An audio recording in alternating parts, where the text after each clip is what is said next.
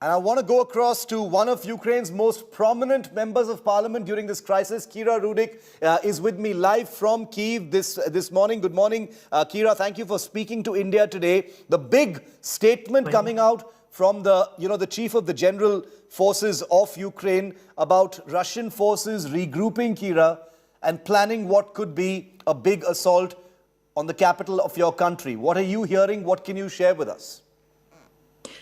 Yes, of course, we are hearing that the next round of attack would happen to the capital of Ukraine, where I am located right now. However, in 13 days that were there since the beginning of war, we were able to regroup, we were able to prepare.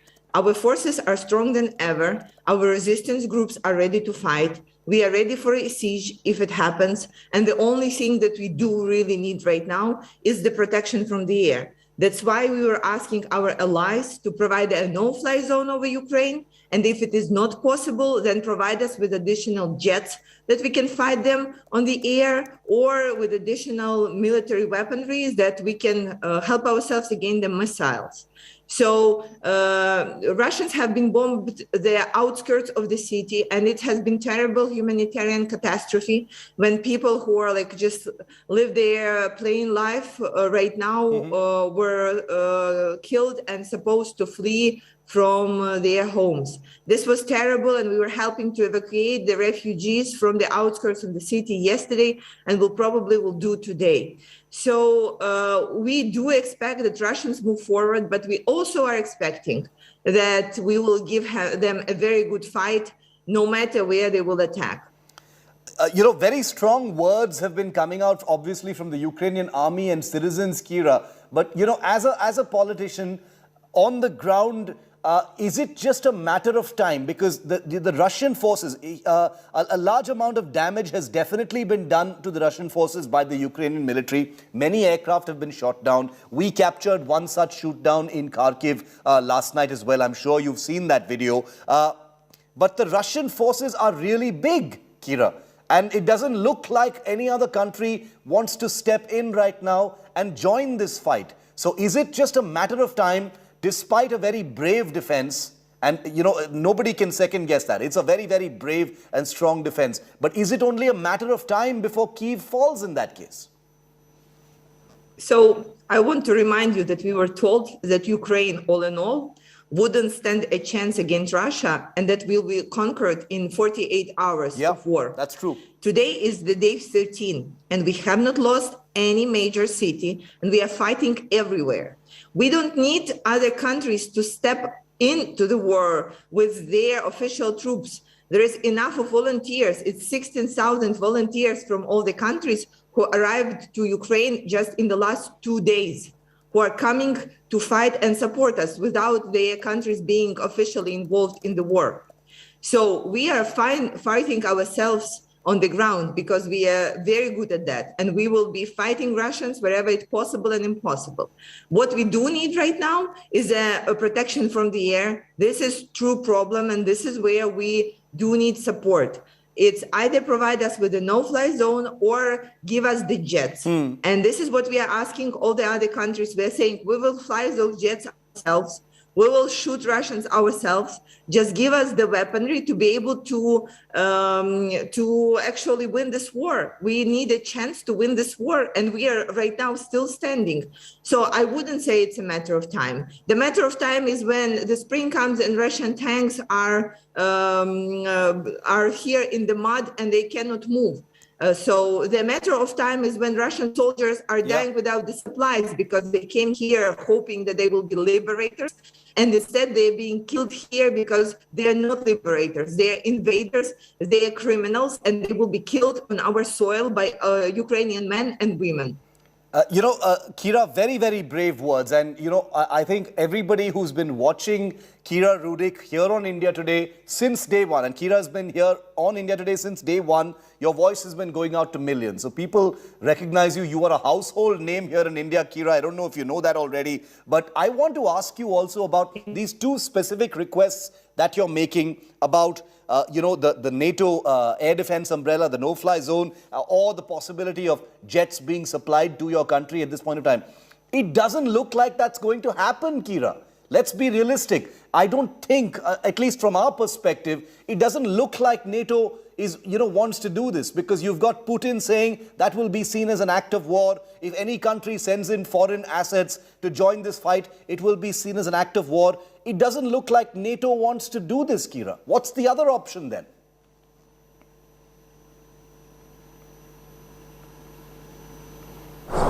Okay, what a pity. We lost that line with Kira. I'll go back to her in just a few seconds. Bear with us. Okay, Kira, Yes, were you able to hear Yes, my I'm question? here. Were you able to hear my question, Yes. Kira? Yes. Okay, go ahead. So here is the thing. Yeah. Anthony Blinken already said that they will be able to agree with Poland to provide us with jets. So right now it's a matter of time and matter of which jets that would be. So this is why we are training our pilots right now to be able to fly those jets.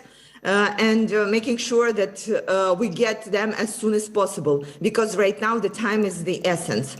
So I know that it's complicated to provide a no-fly zone, but additional weaponry and additional jets, it is already a plan that is on. This is something that we're already getting. And this is why Russia has been bombarding our airports that are closer to the western border, because they understand that at some point there will be jets flying from those airports and hitting Russian planes and protecting us from the air. So this is what happens. I'm very optimistic in this matter. I just need to push our partners so that will happen like this week, not in 2 weeks. Time is moving fast. That military convoy, which we do know. We do know that the Ukrainian ground defenses gave them a very good fight. There is no disputing the fact that that convoy, didn't really calculate that it would have been challenged in the manner that it was, 25 kilometers northeast or northwest of Kyiv. But what do you see happening with that convoy? It's, the NASA pictures from the skies, Kira, which you have obviously seen, show that it is huge. And there aren't just tanks and, tanks and armored personnel carriers, but also trucks. They're coming in very, very large numbers. So this is why Ukrainian resistance coming into place. Yeah. The convoy is moving, but we are also biting pieces of it every single day. And Ukrainian resistance groups, like partisan groups who are coming and shooting at them and destroying pieces of it. So the more they take on the way, the less it will be here in Kyiv to fight. So the time here is obviously an essence, but the convoy is moving very slowly because there is like a lot of heavy weaponry. And that's why it's so important that our military groups are taking it down on the way. I can tell you again that on the land way, even with the heavy weaponry, Russia is not fighting very well. People, Russian soldiers are demotivated, they are scared, and even on the south of the country, they are forfeiting their weaponry, and so that Ukraine army can take it over. But what we see right now, the only way that Russia could win, and the only way that it is of a concern, it is basically the attacks from the air. It has been 625 missiles sent on our land since the beginning of the war. 625 rockets that were destroying our cities, our people. So this is why we do need the support from the air. And I'm not so concerned about the land, because I'm very sure that our army, our resistance groups will be able to take it down. Okay. One final question, Kira, because, there's been a great deal of curiosity. The pictures of you with that Kalashnikov had inspired so many people. Have you been out there, with your team of people? As things become more and more real on the outskirts of Kyiv, are you mentally preparing yourself or already prepared, to actually get out there? We've got that picture on our screens right now of you with that Kalashnikov, which has been perhaps the most shared picture during this crisis. Are you sort of mentally preparing yourself to take your team out there? I hope you don't have to. So yesterday, when we were on the outskirts and we were taking out the refugees, the bombs were like right in front, like on top of our heads. So we were already ready to shoot if there was a necessity, if Russian troops are coming too close. And this is why we came there, to help refugees and to be able to fight. Fortunately, there was no necessity. We were there just like to take the refugees. However, I am mentally ready. I have been training for 13 days now. Every day I get better. We are training 2 hours every day together with the team.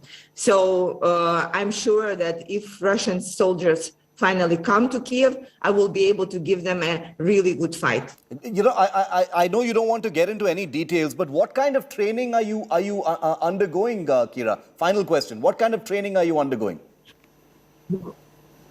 Well, so you train to load and unload Kalashnikov. Then you train to keep it, like hold it like different ways and find the target from the different position. Then you run with the Kalashnikov. Then you walk with the Kalashnikov. You do 2 steps forward, then you turn, you do 2 steps forwards, then you shoot. Or you lay down on the ground and learn to shoot from the ground. Or you stand on your knees and learn from.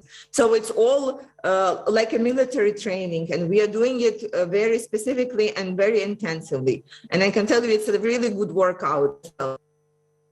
I can totally imagine, but once again, I'd like to thank you for being with me, and I would like to say that all of India hopes that you don't have to use this training in combat. Nobody should have to do it. Let's hope no bullets need to get fired by those who are civilians.